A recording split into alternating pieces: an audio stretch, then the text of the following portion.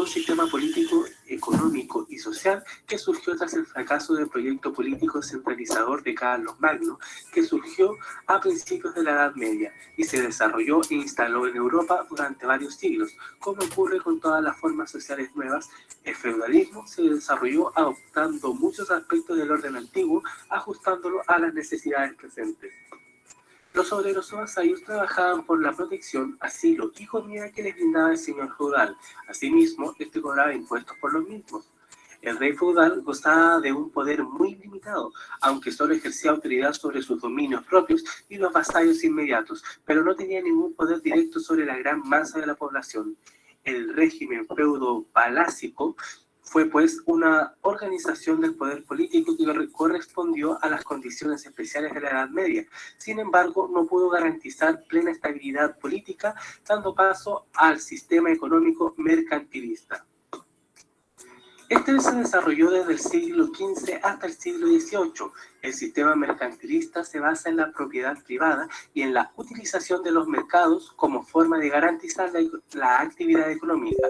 A diferencia del capitalismo de Adam Smith, el objetivo fundamental del mercantilismo consistía en maximizar el interés del Estado soberano y no el de los propietarios de los recursos económicos, fortaleciendo así la estructura del naciente Estado nacional. Con este fin, el gobierno ejercía un control de la producción, del comercio y del consumo. La principal característica del mercantilismo era la preocupación por acumular riqueza nacional, materializándose en las reservas de oro y plata que tuviera un Estado. Este sistema económico continuó hasta 1777, cuando Adam Smith publicó su estudio Una investigación sobre la naturaleza y causa de las riquezas de las naciones, o como es más conocido, La riqueza de las naciones. En esta obra, el mercado era llamado la mano invisible y presentaba algunos postulados para lograr un equilibrio eficiente de este, postulados que sirvieron de base para el siguiente sistema económico que veremos, y el cual es el más odiado y amado hasta hoy, el capitalismo. Los postulados eran los siguientes: el libre mercado dará como resultado una asignación óptima de los recursos. El gobierno no debe intervenir en el funcionamiento del mercado y de hacerlo, solo generará ineficiencia y obstaculizará alcanzar el equilibrio del mercado. Los precios se ajustan de manera natural a la alza o a la baja, incluyendo los salarios, para que los mercados logren su equilibrio. El mercado del trabajo se encuentra en pleno empleo.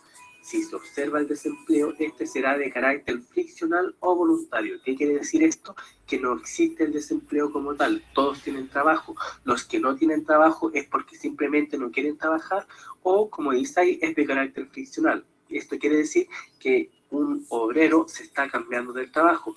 ¿Por qué? Porque decidió hacerlo, porque no le gusta su trabajo y quiere buscar otro. Y este periodo, aproximadamente de 2 meses, es al cual se le denomina desempleo friccional. Otro de los postulados es que la producción total está determinada por el pleno empleo de los recursos. De esta forma, la oferta está dada y los cambios en la demanda solo generarán cambio de precios. Otro es que la política monetaria es ineficaz, al igual que la política fiscal. La política fiscal básicamente no existe en este periodo de tiempo, y que el valor de un bien está determinado por la cantidad de trabajo que se utiliza al producirlo.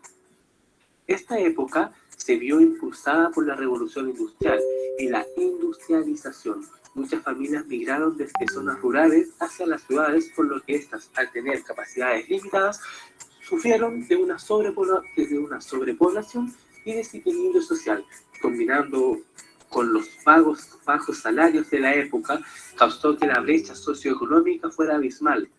La gente moría de hambre o de frío en las calles, y de a poco empezaron a explotar huelgas de los trabajadores. En algunas partes del mundo nació asimismo un sistema económico que iba en contra de todos los principios del capitalismo, el comunismo. Un sistema que se instauró en Europa Oriental y Asia, el cual postulaba que el Estado debía tener un poder económico centralizado, por lo que era el Estado quien decidía qué se producía, cuándo se producía y para quién se producía. 100 años más sería el sistema económico mixto, el cual estipula en resumidas cuentas un sistema libre de mercado, pero con intervención estatal, sistema económico que se ha mantenido hasta nuestros días, basados en la teoría económica keynesiana. A principios del siglo XX, el mundo siguió sumergido en entropía, guerras y cambios trascendentales que marcaron la historia y llevaron la sociedad a lo que es hoy. Pero estos cambios presentaron retos que la teoría clásica de la economía y el capitalismo no podían dar solución. Y así, en los años 30, se abrió el primer paso a una nueva ideología económica instaurada por John Keynes, el padre de la teoría económica moderna. Su obra más famosa, La Teoría General del Empleo, el Interés y el Dinero, fue publicada en 1936, pero su precursora de 1930, El Tratado sobre el Dinero, es a menudo considerada como la más importante para el pensamiento económico. Hasta entonces, la ciencia económica analizaba solo condiciones estáticas, esencialmente estudiando en detalle una instantánea de un proceso rápido de movimiento. En su tratado, Keynes creó un enfoque dinámico que convirtió la ciencia económica en un estudio del flujo de ingresos y gastos y abrió nuevas perspectivas para el análisis económico. En Las consecuencias económicas de la paz de 1919, Keynes predijo que las duras condiciones impuestas a Alemania en el Tratado de Paz de Versalles para poner fin a la Primera Guerra Mundial desembocaría en otra guerra europea. Recordó las lecciones de Versalles y de la Gran Depresión, cuando encabezó la delegación británica de las conferencias celebradas en Bretton Woods en 1944, que estableció las reglas para las naciones devastadas por la Segunda Guerra Mundial. Junto con el funcionario del Tesoro estadounidense Harry Dexter White, Keynes es considerado el fundador intelectual del Fondo Monetario Internacional y el Banco Mundial, ambos creados con Bretton Woods. Keynes argumentaba que una demanda general inadecuada podría dar lugar a largos periodos de alto desempleo. El producto de bienes y servicios de una economía es la suma de 4 componentes: consumo privado, inversión privada, gasto público y balanza comercial, la cual es la diferencia entre las exportaciones e importaciones de una nación. Cualquier aumento de la demanda tiene que provenir de uno de esos 4 componentes. Hay 3 elementos fundamentales en la descripción keynesiana del funcionamiento de la economía. En la demanda agregada influyen muchas decisiones económicas, tanto públicas como privadas. Las decisiones del sector privado pueden a veces generar resultados macroeconómicos adversos, tales como la reducción del gasto de consumo durante una recesión. Estas fallas del mercado a veces exigen que el gobierno aplique políticas activas, tales como un paquete de estímulo fiscal. Por lo tanto, el keynesianismo apoya una economía mixta guiada principalmente por el sector privado, pero operada en parte por el Estado. Los precios, y especialmente los salarios, responden lentamente a las variaciones de oferta y la demanda. Y algo que genera situaciones periódicas de escasez y excedencias, sobre todo, es la mano de obra. Las variaciones de la demanda agregada, ya sean previstas o no, tienen su mayor impacto a corto plazo en el producto real y en el empleo, no en los precios. El keynesianismo, los keynesianos creen que, como los precios son un tanto rígidos, las fluctuaciones de cualquier componente de gastos, consumo, inversión o gasto público, hacen variar al producto. Pero aun cuando las ideas de Keynes fueron ampliamente aceptadas durante su vida, también fueron analizadas minuciosamente y refutadas por varios de sus contemporáneos. Merecen destacarse particularmente sus polémicas con la Escuela Austriaca de Economía, cuyos adherentes creían que las recesiones y los auges son parte del orden natural y que la intervención del Estado solo empeora el proceso de recuperación. La economía keynesiana dominó la teoría y la política económica después de la Segunda Guerra Mundial hasta la década de 1970, cuando en muchas economías avanzadas hubo inflación y un lento crecimiento, fenómeno llamado estanflación.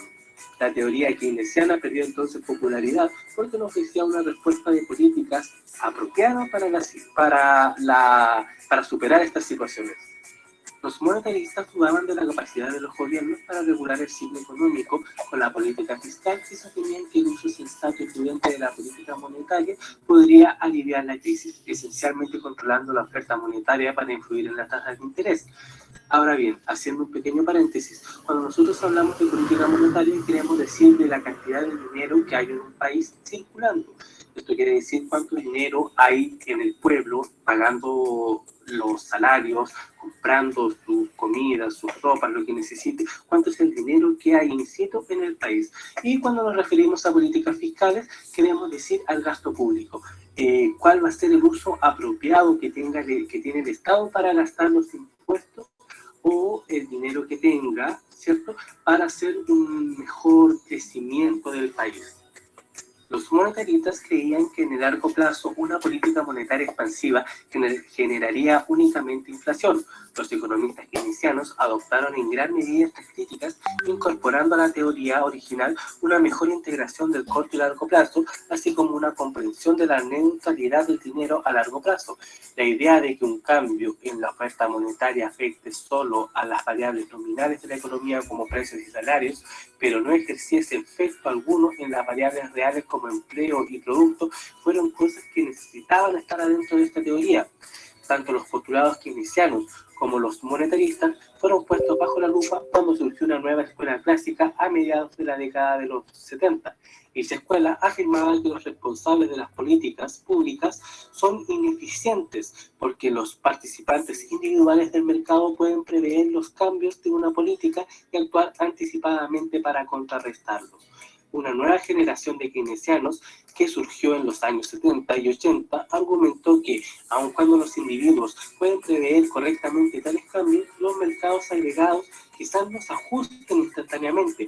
Por lo tanto, la política fiscal puede igualmente ser eficaz a corto plazo en la crisis financiera mundial de 2007-2008, hizo resurgir este pensamiento keynesiano que dio sustento teórico a las políticas económicas adoptadas por muchos gobiernos, incluyendo el de Estados Unidos y Reino Unido, como respuesta a la crisis. Cuando sobrevino la recesión mundial a fines de 2008, el profesor de Harvard, Gregory Mankiw, escribió en el New York Times: si tuviéramos que recurrir a un único economista para comprender los problemas que enfrenta la economía, indudablemente ese economista debería ser Maynard Keynes.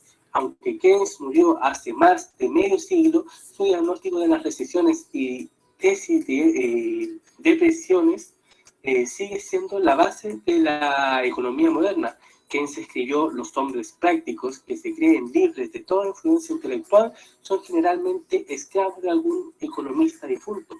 En 2008, ningún economista difunto es más prominente que el mismo John Keynes. Pero la crisis del 2007 o 2008 también mostró que la teoría keynesiana debía contemplar mejor el papel del sistema financiero. Los economistas keynesianos están rectificando hasta el día de hoy estas omisiones, integrando los sectores reales y financieros de la economía. Eso ha sido todo por hoy. Mi nombre es Andrés Duarte. Muchas gracias por seguir el video y si les gustó, denle like y suscríbanse al canal. Hasta luego.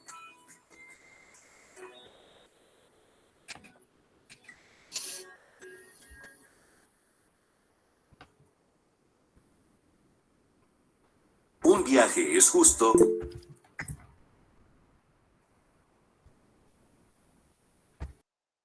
Listo, Lee.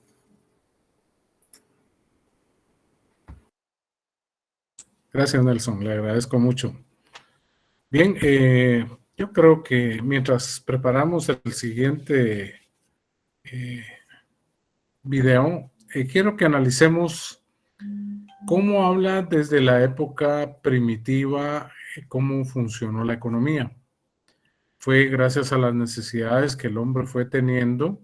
Incluso menciona cuando pasa por la etapa esclavista, ¿no? Cada una de esas etapas, pues nosotros ya las estudiamos. Recuerdo ya lejos que la estudiamos en el área común. Estudiábamos incluso cada una de las partes después de pasar por el esclavismo. Pues la historia dice que la historia del hombre, el modo de producción, pasó a ser feudal. Esa etapa feudal, pues tal como lo decía el video, pues había quienes se apoderaron de los feudos, o sea, de las tierras, y ellos pues acapararon con poder porque tenían a la iglesia a su favor, tenían el ejército, tenían, bueno, todos los que estaban alrededor de ellos estaban bien. Sin embargo, estaban los siervos de la gleba, o sea, los trabajadores del campo, que ellos prácticamente venían de la descendencia de esclavistas. Ellos ya en esta nueva etapa ya feudal, ellos ya no fueron esclavos, pero pasaron a ser siervos de la gleba. Por lo tanto, el señor feudal les asignaba una tierra, la cual tenían que producir. Pero resulta que de esa producción, la mitad se la tenían que entregar al rey, o sea, al siervo, perdón, al señor feudal. Se le entregaba la mitad de la cosecha y la mitad que le quedaba al siervo de la gleba, sobre esa todavía tenía que tributar al señor feudal. Entonces, quiera que no, siempre desde la época del esclavismo ya apareció un dominante y apareció un dominado hasta la presente fecha, ¿verdad? Muy bien. Ya tenemos aquí el link para el siguiente video, pero no sin antes tomar en cuenta lo que vimos ahí. Los pensadores económicos han tenido mucho que ver. Cuando habla, por ejemplo, al final de John Maynard Keynes, fue el salvador de la Gran Depresión de los años 30. Así se le conoce, porque llegó un momento en que se estableció que las empresas todas iban a la baja. O sea, había una gran depresión, o sea, un tipo de cambio bastante drástico que afectó toda la economía nacional. De esa cuenta, alguien que tenía 1 millón, 2, 3 millones de dólares, con ese tipo de cambio y las variaciones constantes en los tipos de cambio, la gente amanecía con 500 dólares, 200 dólares, o sea, había perdido todo. Muchas historias que ustedes van a poder ver, incluso si tienen curiosidad, en el cine aparecen muchas historias en base a esa relación de histórica de la Gran Depresión de los años 30. Dice la historia que muchos mejor se suicidaron, porque ellos sin dinero, pues como que ya no, ¿verdad? Cuentan la historia de una persona que de tanto dinero que tenía, un día amaneció con 2 millones de dólares solamente, y lo que hizo fue mejor suicidarse, ¿verdad? Entonces, la pregunta que yo siempre he hecho en la clase, bueno, ¿quién de nosotros estaría dispuesto a suicidarse solo porque tiene 2 millones de dólares, ¿verdad? Por supuesto que ninguno, porque nunca los hemos tenido, ¿verdad? Entonces, las condiciones en la economía van a variar de una etapa a otra, ¿verdad? Cuando John Maynard Keynes aparece en la historia y las empresas ya no podían salir a flote, la gran capacidad de Keynes fue intervenir, asesorar para que interviniera en la salvación de la economía norteamericana el Estado. El gobierno de turno tenía que participar y entonces al participar el gobierno tenía que inyectar capital a la economía. Eso quiere decir que si el gobierno colocaba, hay una paradoja ahí que se cuenta, ¿no? Que el gobierno, por decir algo, contrataba a miles de trabajadores un día para que abrieran agujeros, abrieran hoyos, y les daba el pago de un salario. ¿Qué pasaba? Con eso que recibían los trabajadores, ellos ya podían comprar algo para sobrevivir, pero todo ese dinero que utilizaban para comprar comida, eso llegaba a los microempresarios para que ellos empezaran nuevamente a producir. Si se dan cuenta, así se activó la economía. Entonces ellos producían y al siguiente día habían otros miles de hombres tapando los agujeros. Esa era la gran teoría de John Maynard Keynes. No regalar nada, pero sí hacer trabajar a la gente y a cambio pagarle un salario que cualquiera aquí podríamos pensar sería el salario mínimo, ¿no? Entonces, en la medida que se va rotando el capital, las personas pudieron levantarse nuevamente. ¿Por qué? Porque era una sociedad de consumo. Lo que necesitaban era consumir, pero no había dinero. ¿Quién tenía el dinero? El gobierno. por muy poco que fuera lo que el gobierno tenía. ¿Por qué? Porque los impuestos habían bajado mucho también, porque ya no muchos producían, eran pocos los que producían. Resulta que es el impuesto el que integra entonces el ingreso nacional y se empieza a trasladar a las empresas y a las familias. De esa cuenta, el consumo permanece y las empresas empiezan a levantarse lentamente, empiezan a generar y aparecer nuevas empresas, y eso hace que la economía empiece a retornar en el nivel esperado o necesario. Eso fue lo que se manejó en esa época. Hoy por hoy, los conocimientos de Keynes permanecen, y quiera que no, estos fueron seguidos por Friedman, fueron seguidos por, bueno, varios economistas que vamos a ir viendo poco a poco. Entre ellos, pues, está Paul Samuelson, etcétera. Incluso aparece un economista guatemalteco, apellido Cohen. Ustedes lo van a escuchar con mucho orgullo en algún momento, al menos para mí, pues, con mucho orgullo, porque su posición es bastante elevado como asesor financiero en los Estados Unidos. Entonces, este economista apellido Cohen es guatemalteco. Él aparece dando a veces, más cuando hay cambios de gobierno aquí en nuestro país, deseando muchos éxitos, deseando que hayan buenas personas pensantes que puedan ayudar. Y para él, Guatemala es un país de mucho éxito, simplemente que le falta organizarse y planificar su productividad, porque él dice que todo lo que tenemos acá es suficiente para sacar a un país adelante con mucha riqueza, pero no se tiene ese conocimiento, no se tiene la buena voluntad. Por lo tanto, para Cohen, todavía tenemos que seguir así hasta que podamos tener una reacción. Así que voy a molestar, no sé si alguien puede pasar este video, por favor, el siguiente video. Alguien que nos comparta ahí su pantalla, por favor.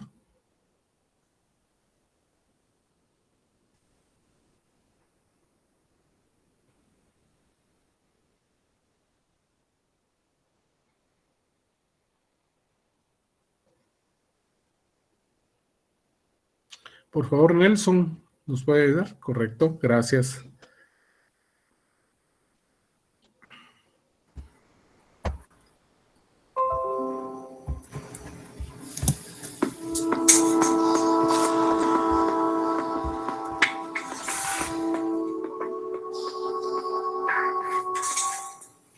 ¿Por qué no se intercambian todas las cosas uno por uno? Una cámara de fotos por un celular, por un par de zapatos, por un pantalón, por una lámpara, por un auto, por un avión. Claro, a todos nos parecería ridículo. ¿Cómo va a ocurrir eso? Contablemente sería mucho más fácil, porque uno contaría simplemente unidades. Pero está claro que la respuesta lógica es que las cosas no valen lo mismo. No, claro que no valen lo mismo. Entonces la siguiente pregunta de Adam Smith es: ¿por qué las cosas valen lo que valen? Yo tengo que entender, para entender la proporción en la cual los bienes se intercambian entre sí, tengo que entender por qué las cosas valen lo que valen. Y nos metemos acá en un debate que, de nuevo, ocupó siglos y la atención de filósofos, incluso, y que solamente se develaría, digamos, no por Adam Smith. Voy a decir en realidad que tal vez incluso da un paso atrás en lo que se venía desarrollando aquí, sino luego en algo que en economía llamamos la revolución marginalista, y esto es tres economistas en la década de 1870, un austríaco, Karl Menger, un inglés, William Stanley Jevons, y un suizo-francés, Léon Warras.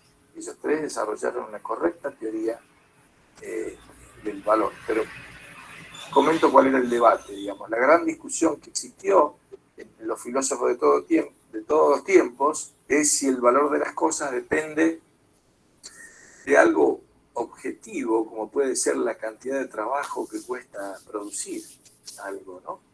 O el costo de su producción. Esto parece tener algún sentido, ¿no? Si hay algo que me cuesta más producir, es como valoro más. Entonces parece tener algún sentido de que las cosas valen más porque cuesta más producirlas. Pero la verdad es que también había otra opinión dando vueltas por ahí que decía, bueno, no, en realidad las cosas valen más y son más útiles. Entonces existía esta discusión acerca de, bueno, pero ¿es el costo de producción o es la utilidad? Y se presentaba en algunos casos, cuando se planteaba la cuestión de la utilidad o la escasez, pues hay cosas que son escasas, lo que se llamaba entonces la famosa paradoja del agua y los diamantes. Entonces se decía, miren esto, el agua. No hay cosa más necesaria y útil que el agua, no podríamos vivir sin ella. Sin embargo, vale poco. Y fijémonos en los diamantes. Cualquiera de nosotros puede vivir sin diamantes. Sin embargo, los diamantes valen mucho. Entonces, ¿cómo resolvemos esta paradoja? La utilidad parece que no es, entonces. Debería tener que ver con la cantidad de trabajo, el esfuerzo que requiere una cosa u otra. Pero alguien podría de pronto decir, bueno, pero también puedes ir caminando y te encontrás un diamante, digamos. ¿Y cuál es la cantidad de trabajo que le dio valor a el diamante? Va a valer muchísimo, pero la cantidad de trabajo fue muy poca. Bueno, estamos en el medio de toda esa discusión.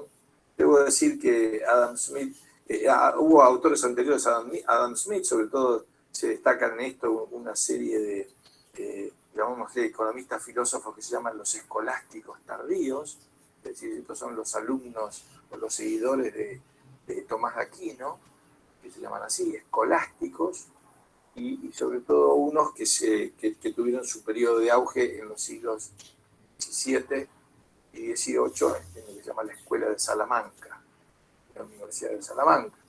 Ellos estaban cerca de resolver este dilema, pero por alguna razón Adam Smith da un cierto paso hacia atrás, planteando de nuevo el tema del costo de producción. Luego su seguidor, digamos que es David Ricardo, enfatiza eso y aún más en la cuestión de que es el trabajo el que genera el valor de las cosas. Y fíjense ustedes, y de acá esto lo quiero poner como un ejemplo del impacto que tienen las ideas, lo de David Ricardo lo toma no otro que Carlos Marx. Y Marx lleva la teoría de Ricardo a su conclusión lógica. Si el valor proviene del trabajo, ¿de dónde viene la ganancia del capitalista? Bueno, el trabajo. Si lo único que genera valor es el trabajo. Entonces la ganancia del capitalista en realidad es la plusvalía que extrae del trabajador. Y si de ahí viene la ganancia del capitalista, fíjense que ahí Marx construye todo su edificio a partir de ese ladrillo básico. Y dice, bueno, si la ganancia del capitalista viene de la plusvalía que obtiene el trabajador, ¿qué es lo que hay que hacer? Y hay que expropiar a los expropiadores. Hay que hacer la revolución socialista, etcétera, y todo lo demás allá. Sin embargo, bueno, una idea que ha tenido un impacto terrible, sangriento y trágico durante todo el siglo XX en el planeta, basado en una teoría, el valor, que además era errónea, porque la teoría del valor-trabajo no permite explicar cosas, no porque yo le agregue más trabajo a algo va a valer más por ello. Además, bueno, esta sería una explicación más sofisticada. También argumentaban Ricardo y Marx que en el largo plazo todas las actividades productivas iban a tener la misma tasa de ganancias. La tasa de ganancias iba a emparejar. Pero ¿cómo se podría emparejar la misma tasa de ganancias si hay actividades que tienen más cantidad de trabajo y otras que tienen menos cantidad de trabajo? Entonces quiere decir que el trabajo no es el que determina el nivel de las ganancias. En fin, se entraban en contradicciones de este tipo hasta que aparecen estos tres economistas que mencioné, Menger, Gibbons y Walras, quienes plantean lo que es teoría correcta del valor, que es una teoría subjetiva. Ese es otro elemento fundamental que vamos a señalar acá. El valor es algo subjetivo. El valor es algo que no está en las cosas, no son horas de trabajo para producir una silla o un sillón. El valor está en la mente de la gente, en lo que la gente valora ese bien o ese servicio. Y eso es algo subjetivo. Eso es algo que cambia en uno y en otro.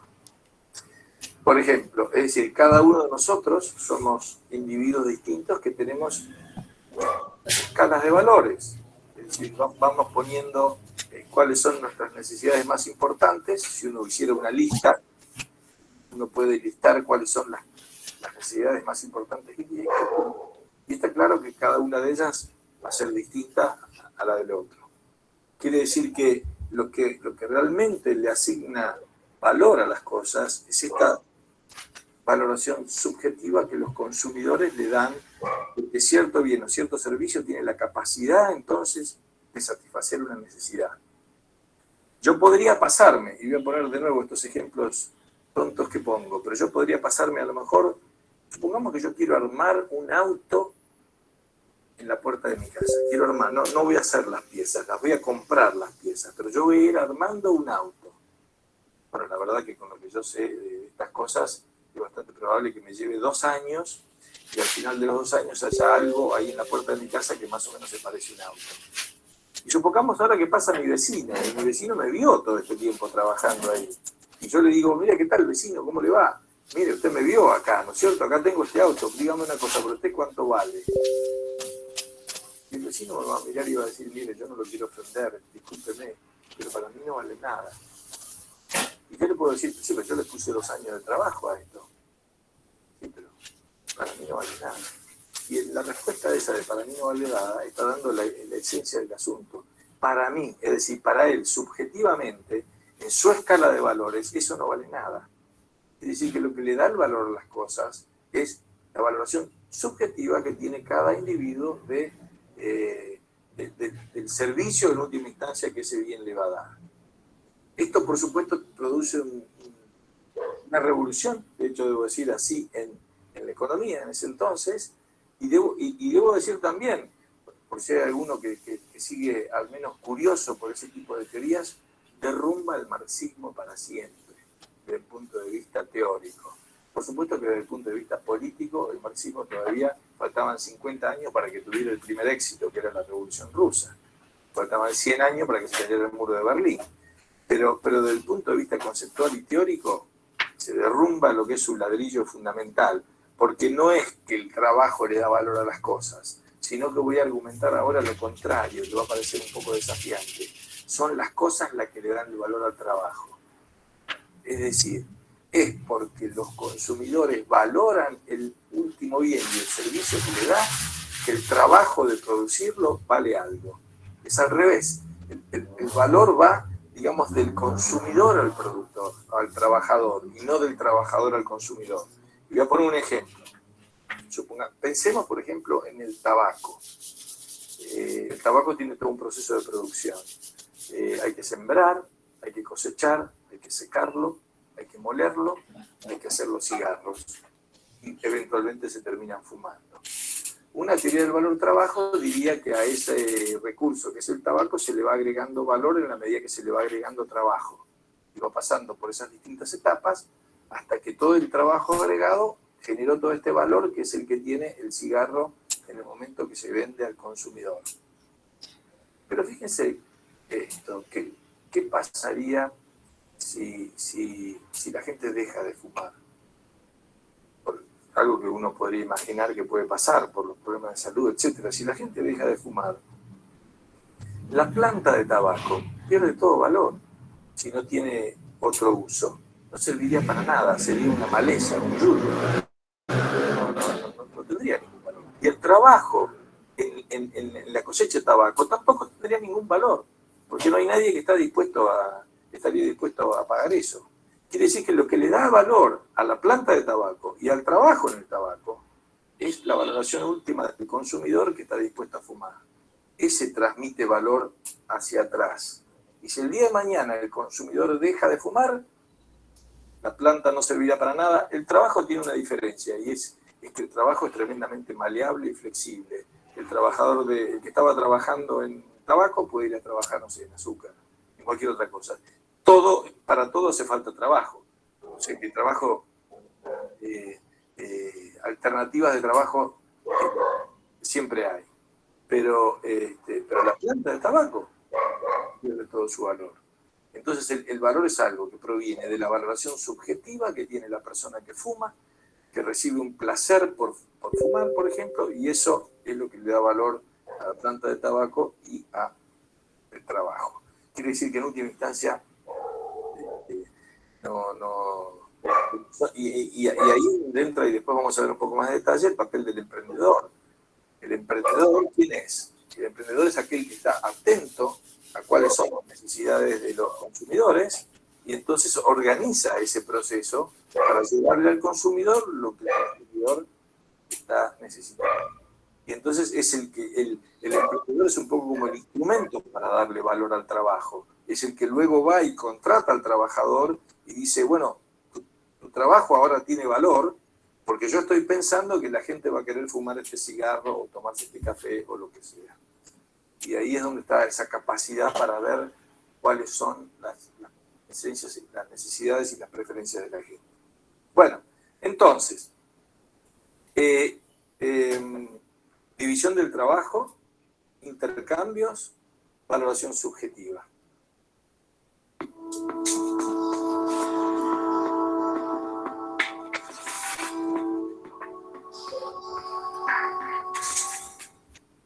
Un viaje es justo cuando eliges cuánto pagar. InDrive, viajes con precios justos.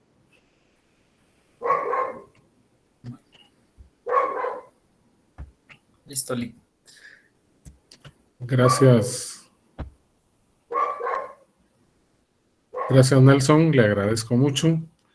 Tenemos otro video por ahí con total relación. Y ahora este otro video nos va a hablar solamente sobre Marx. Cómo fue que la teoría del valor de Marx pues tuvo su razón de ser, tal como es el video, hasta la presente fecha, ¿verdad?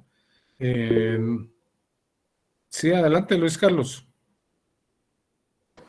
Sí, Lick, disculpe, solamente quería hacer la acotación que el video es hecho por libertarios, ¿no? Ajá, correcto. Analiza el pensamiento libertario. Sí, nada más. Gracias. No tenga pena. Sí, aquí vamos a encontrar, como les decía, no solo en los videos, porque esto es lo más fácil, ¿no? Sino que en los libros y propiamente ahí sí que en el internet vamos a encontrar no una información, sino muchas que nos pueden confundir. Ahí sí que tengan cuidado. Vamos a seleccionar a los autores de preferencia reconocidos y economistas. ¿De acuerdo? Gracias por su participación. ¿Estamos claros? Vamos a ver este otro video también muy interesante. La teoría del valor continúa, solo que ahora basado en Carlos Marx. Adelante. Hola, ¿qué tal? ¿Cómo les va?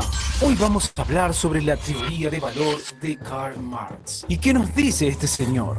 Bueno, la teoría de valor de Karl Marx sostiene que el valor de una mercancía depende del trabajo socialmente necesario para producirla.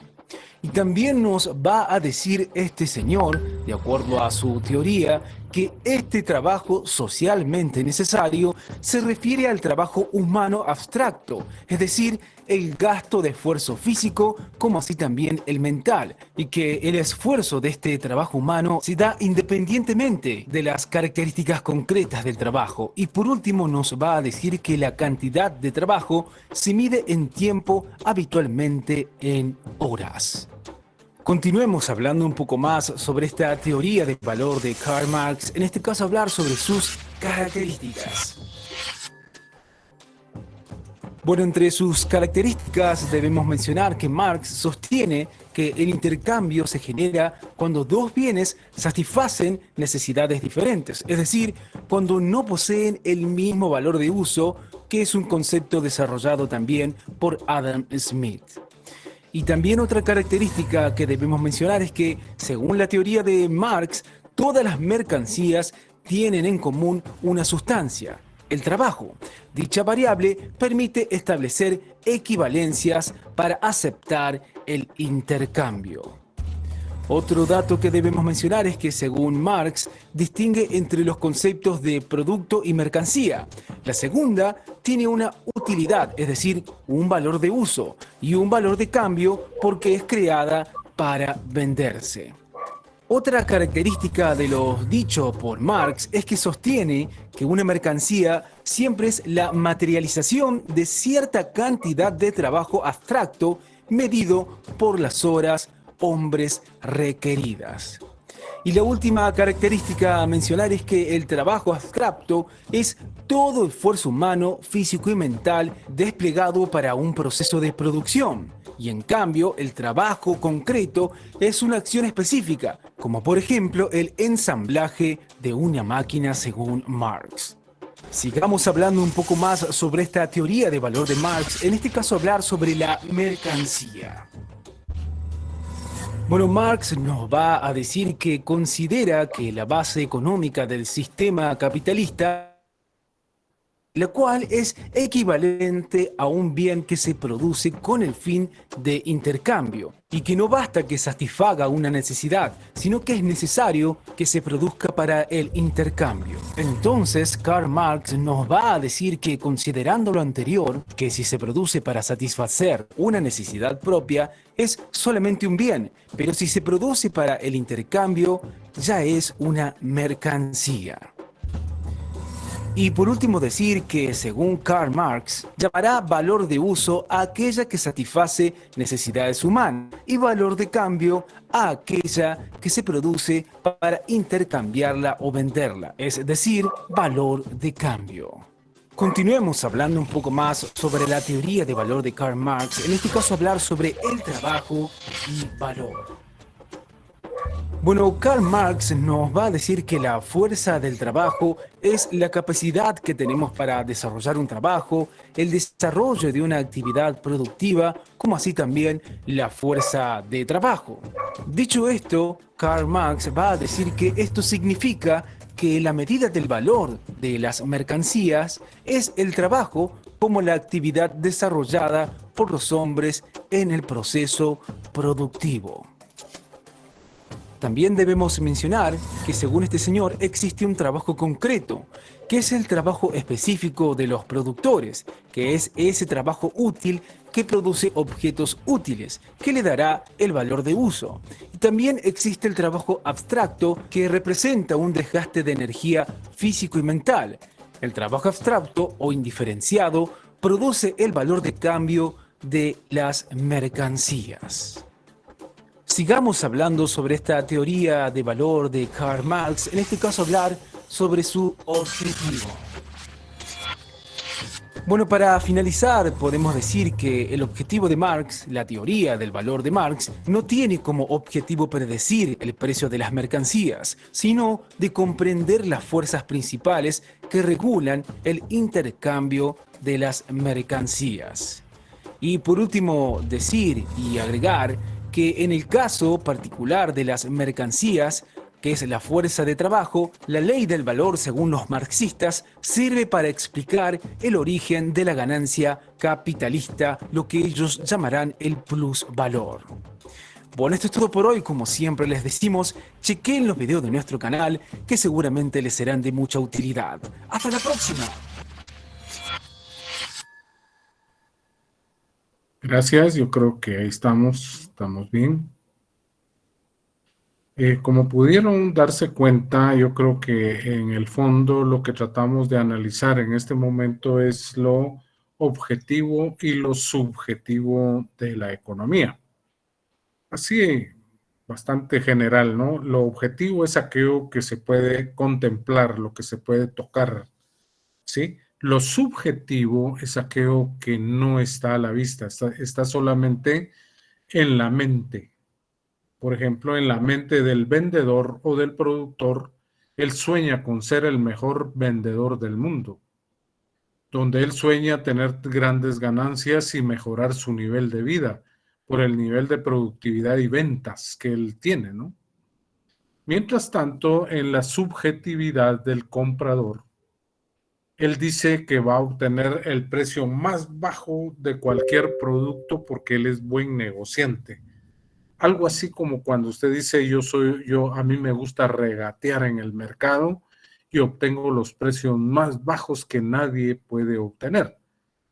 Compañeros, en la economía, por ejemplo, en la demanda, tenemos algunas determinantes que son bien conocidas. Por ejemplo, si un producto no tiene precio, no se puede vender, no se puede comprar. Entonces, como determinante objetiva, manejamos el precio y el ingreso, o sea, el dinero disponible para comprar algo o para comprar materia prima y vender algo, ¿sí? El dinero, o sea, el ingreso. Ahora, ¿cuál es la determinante subjetiva de la demanda, por ejemplo? Resulta que va a depender de los gustos y preferencias que tienen los compradores. De esa cuenta, cualquiera puede comprar una prenda, ya sea una camisa o una blusa de color rojo, por ejemplo. Alguien le preguntará a vos, ¿y ese color qué? Algo así como fetichismo, Luis Carlos, así es. Mire, ¿y qué?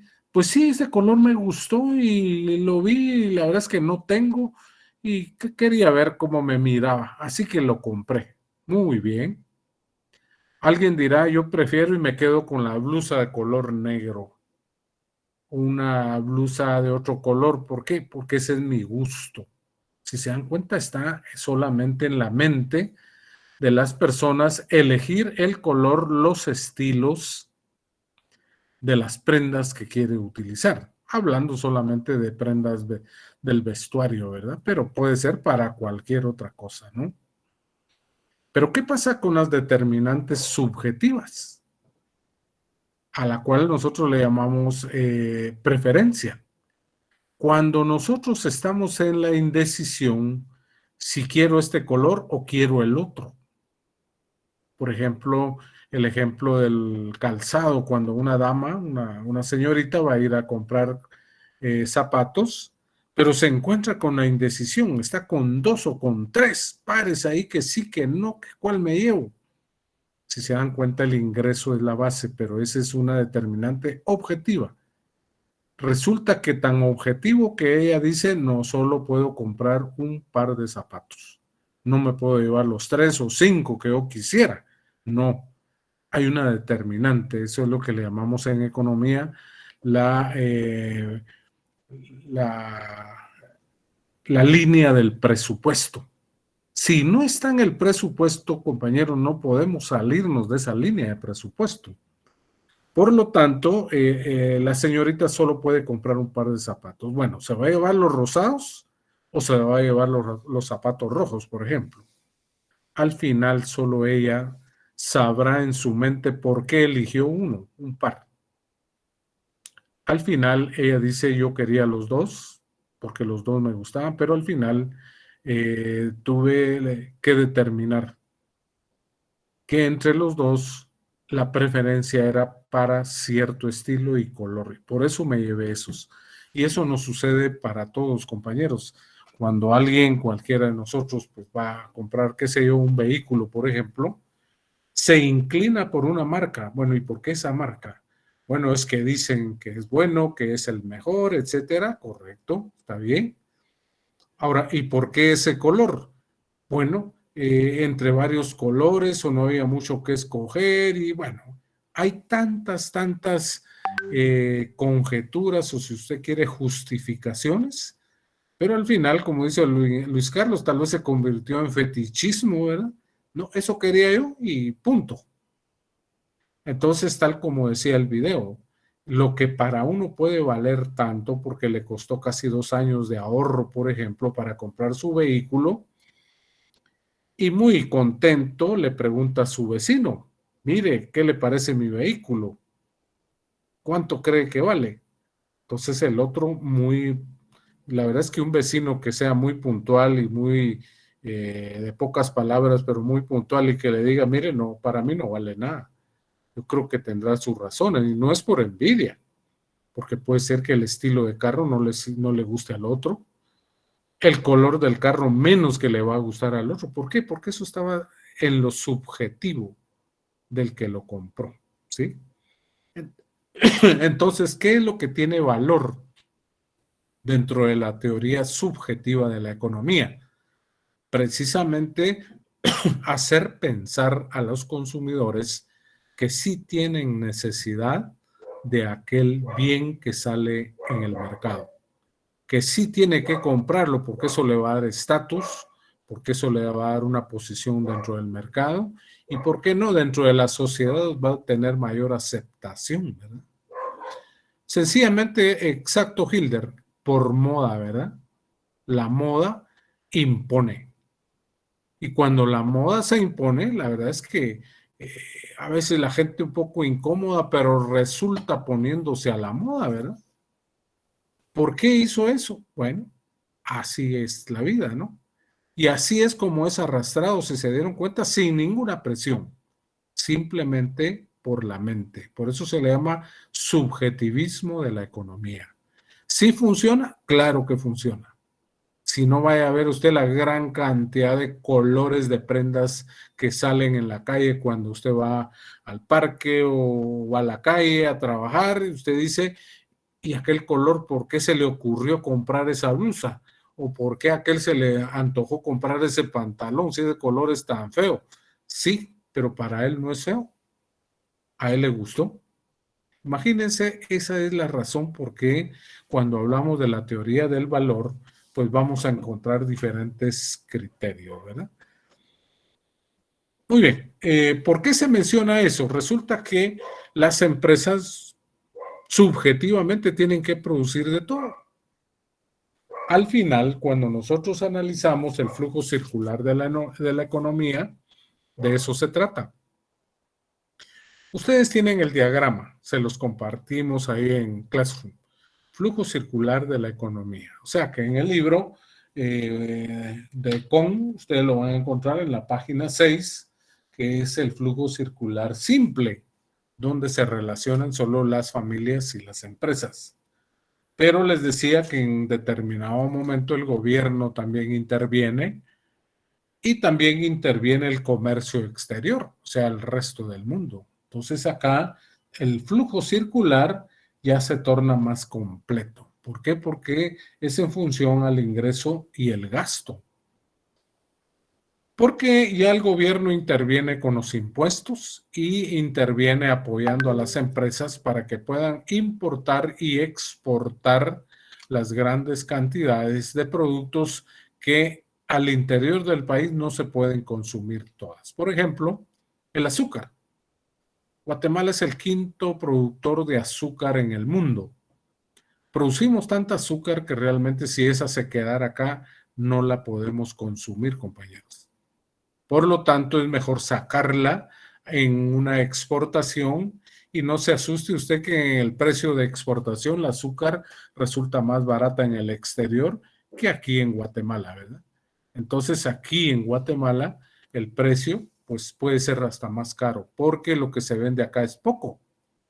Sin embargo, en el mundo son toneladas a gran cantidad y a un precio posiblemente hasta más bajo.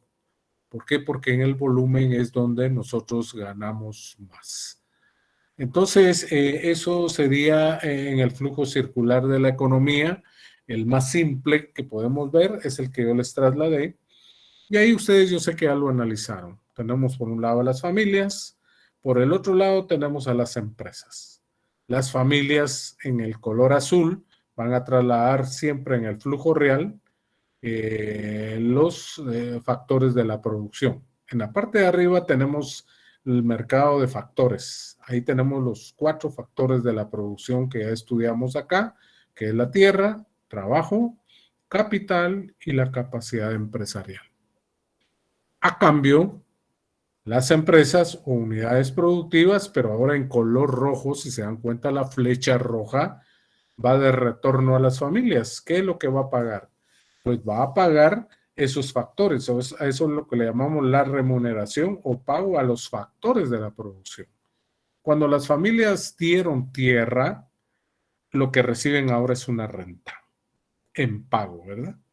Las familias dieron trabajo, dieron mano de obra, calificada o no calificada, Ahora las familias reciben un salario o un sueldo.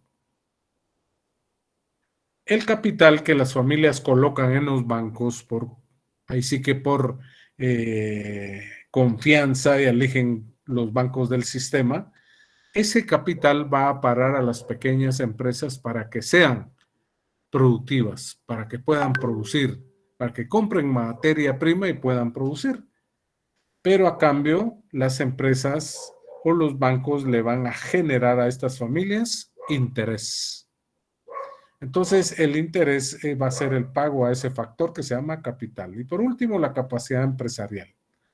La capacidad empresarial que está en azul es un factor de la producción, pero hay una remuneración, está marcada en color rojo, va de regreso a las familias porque las familias van a recibir una ganancia, un beneficio o un dividendo. Ahora, la pregunta sería, ¿y las familias para qué quieren dinero? O sea, ¿para qué quieren ese dinero que reciben ahora de las empresas por los factores de producción que compartieron? Bueno, lo que pasa es que las empresas, siempre siguiendo la línea o la flecha de color azul, o sea, el flujo real, ahora las empresas ya produjeron bienes y servicios. Los ofrecen, pero ahora en el mercado de bienes y servicios, es un mercado que está abajo en ese diagrama, y siguiendo la flecha azul, esos bienes y servicios son para satisfacer las necesidades de las familias o unidades familiares. Esos bienes y servicios de consumo final, las familias tienen que pagarlo. Y lo van a pagar en dinero, si se dan cuenta, siempre siguiendo la flecha roja, pero ahora de las familias y hacia abajo, las familias deberán pagar en dinero, a precios de mercado, a las empresas por todos esos bienes y servicios que recibieron, ¿sí? Por favor, estudien este flujo. Claro, este está mucho más completo que el que está en el libro, porque este está algo así como a la Mickey Mouse, ¿verdad? Pero sí se entiende, en algún momento lo pueden comprender mejor. Aparte de eso, les coloco unas preguntas ahí que eso les puede ayudar. Por ejemplo, ¿cuáles son los entes o agentes económicos que participan? Bueno, son las familias y las empresas, ¿verdad?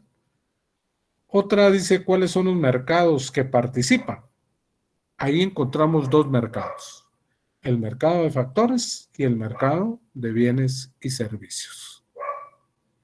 Otra pregunta, ¿cuáles son los factores de la producción? Bueno, esa ya la saben ustedes, ya la estudiamos aquí en la clase. Está la tierra, el trabajo, capital y la capacidad empresarial. Pero hay una que quiero que no se vayan a confundir cuando dice cuál es la remuneración o pago a los factores de la producción. Aquí solo vamos a colocar la remuneración, o sea, el pago a ese factor. Para eso tenemos la renta, el salario, el interés, la ganancia, y le puede agregar el beneficio y los dividendos, ¿verdad? Compañeros, este diagrama así tan sencillo, pero comprensible, porque no tienen derecho a confundir las flechas. Recuérdense que las flechas azules en este diagrama van para un lado. Toda la vida van a estar de las empresas de las familias a las empresas, pero en el mercado de factores. Y esa flecha azul regresa de las empresas a las familias, pero en el mercado de bienes y servicios. Eso es lo que no quiero que se vayan a confundir. Entonces, mientras que la remuneración o pago a los factores está en color rojo. Eso les va a ayudar, compañeros. Esto viene en el examen.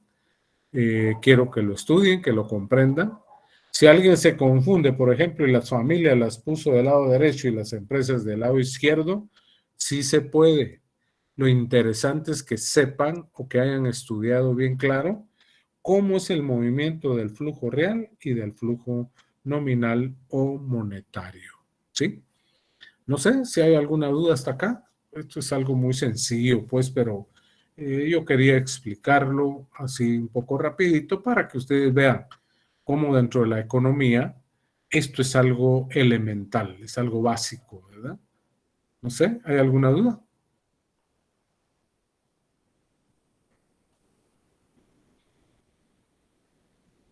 Correcto. Bien, si no hay ninguna duda, compañeros, yo creo que vamos a dejarlo por acá. Vamos a invitar a que todos, por favor, lean el capítulo 1, capítulo 2 y capítulo 4. Creo que con esos capítulos estamos más que seguros para entrar al primer parcial. Yo les confirmo la otra semana si hay más capítulos que tenemos que leer, y en base a esos capítulos, pues así van a ser también las hojas de trabajo que vamos a desarrollar aquí en el aula. Compañeros, no sé si no hay alguna duda. Licenciado, ¿qué capítulo dijo? Disculpe. 1, 2, 4 y 5, eso es lo que yo recuerdo, porque eso vimos el año pasado, pero yo les confirmo, ¿no? 1, 2, 4 y 5. Si hubiera algún amable, cambio Lic. semana, Gracias. yo les digo. Correcto, Héctor. Gracias. Muy bien. Bien, compañeros. Perdone. Sí, Eduardo. Fíjese que yo tengo un problema en descargar el libro en Classroom. No sé si otro lado lo puedo descargar. Entonces mándeme un correo, por favor. Y en el correo yo le envío la copia del libro. Ah, ok. Con De gusto, acuerdo. Lic. Muy Gracias. bien, ahí estamos. De acuerdo, Eduardo. Bien, compañeros, les deseo feliz noche. Gracias por el acompañamiento aquí en la clase. Tienen que pasar a su otro curso. Y les agradezco a los compañeros que estuvieron acá atentos para colaborar en el traslado de los videos. Vamos a buscarles otros que sean bonitos, pero que tengan relación con el curso, ¿de acuerdo? Lic, perdone. Sí, Rudy. Lo que usted dijo que iba a compartir, esto está en Classroom, ¿no? El libro está en Classroom. Ok, pero las hojas que ustedes Correcto. estaban... El flujo circular de la economía está en Classroom. Ahí lo van a encontrar. Buenas noches, Lic. Feliz noche, Hilder. Se cuida. Gracias, Lic. Bendiciones. Lic, disculpe una pregunta. Sí, sí. Feliz noche. Fíjese que estaba viendo que habían realizado grupos. Yo en la clase pasada no pude asistir por trabajo, pero me gustaría saber cuál es la técnica para al final armar grupos, si es por aleatorio o usted los asignó o cómo. Ilse se puede contactar con el licenciado Toniel, por favor, y él le va a contactar o le va a agregar algún grupo donde falten elementos, ¿de acuerdo? Igual, para aquellos que no tengan grupo, alguien decía que hoy era su primer día aquí en la clase, por favor, contactan con el licenciado Otoniel y él les va a agregar en algún grupo que falten estudiantes. De acuerdo. Muchas gracias, Lic. Correcto, Ilse. Compañeros, tengan una feliz noche, feliz descanso y nos vemos el día martes. Hasta pronto. Se cuidan. Feliz noche, licenciado. Otoniel, mucho gusto y gracias por el apoyo. Gracias, licenciado. Karina. Gracias, Floridalma. Neri, mucho gusto. Buenos días. Perdón, buenas noches. Que descansen. Igualmente, Lic. Feliz noche, Neri.